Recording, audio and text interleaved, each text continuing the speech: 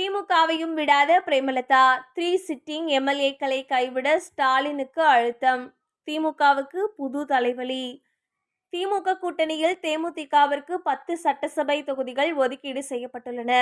இந்நிலையில்தான் இன்னும் தொகுதிகள் இறுதி செய்யப்படவில்லை. இழுபறி நீடித்து வரும் நிலையில் திமுக எம்எல்ஏக்களின் தொகுதிகளை தேமுதிக கேட்டு பிடிவாதம் செய்கிறது. இது திமுகவுக்கு சிக்கலை ஏற்படுத்தியுள்ளது. சட்டசபை தேர்தலையொட்டி திமுக கூட்டணியில் தேமுதிக இணைந்துள்ளது. புதிதாக கூட்டணியில் இணைந்தாலும் கூட ஸ்டாலின் அந்த கட்சிக்கு அதிக முக்கியத்துவம் கொடுத்து வருகிறார். ஒரு ராஜ்யசபா சீட் வழங்கியுள்ளதோடு 10 சட்டசபை தொகுதிகளை ஒதுக்கியுள்ளார். இதன் மூலம் திமுக கூட்டணியில் காங்கிரஸ் கட்சிக்கு அடுத்ததாக அதிக தொகுதிகளை தேமுதிக பெற்றுள்ளது. அதாவது தேமுதிகவிற்கு தான் இரட்டை இலக்கத்தில் தொகுதி ஒதுக்கீடு செய்யப்பட்டுள்ளது. அதோடு இரட்டை இலக்கத்தில் சீட் கேட்ட 2 கம்யூனிஸ்டுகளையும் கடந்த முறையை விட தலா ஒரு தொகுதியை குறைத்து 5இல் திமுக நிறுத்தியது. 10க்கும் மேலான தொகுதிகளை கேட்ட விசிகவிற்கு 8 வழங்கியுள்ளது. தேமுதிகவிற்கு தங்களை விட கூடுதல் தொகுதிகள் ஒதுக்கப்பட்டுள்ளதால் கூட்டணி கட்சியினர் அதிருப்தியில் உள்ளனர்.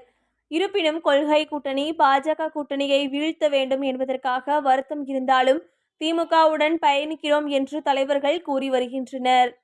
அதாவது விஜயகாந்த் தனது அரசியல் பயணத்தை விருத்தாச்சலம் தொகுதியில் தொடங்கினார்.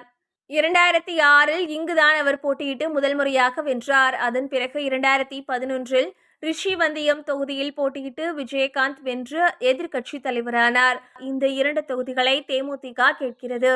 இதில் விருத்தாச்சலத்தில் காங்கிரஸ் கட்சியின் ராதாகிருஷ்ணன் எம்எல்ஏவாக உள்ளார். இதனால் காங்கிரஸ் தயங்கிய நிலையில் தற்போது விட்டு கொடுத்துள்ளது. இதன் மூலம் விருத்தாச்சலம் தொகுதி தேமுதிகவிற்கு உறுதியாகியுள்ளது. இதன் மூலம் காங்கிரஸ் கட்சி ஒரு சிட்டிங் எம்எல்ஏவின் தொகுதியை தேமுதிகவால் இழந்துள்ளது. காங்கிரஸ் கட்சிக்கு இப்படி ஆப்பு வைத்த தேமுதிக திமுகவையும் விடவில்லை. தற்போது ரிஷிவந்தியம் தொகுதியையும் கேட்கிறது. ரிஷிவந்தியம் தொகுதியில் 2016, 2021 தேர்தல்களில் திமுகவின் வசந்தம் கார்த்திகேயன் வெற்றி பெற்றார்.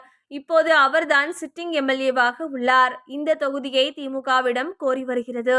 இதற்கு திமுக சம்மதம் தெரிவிக்க மறுத்து வருகிறது.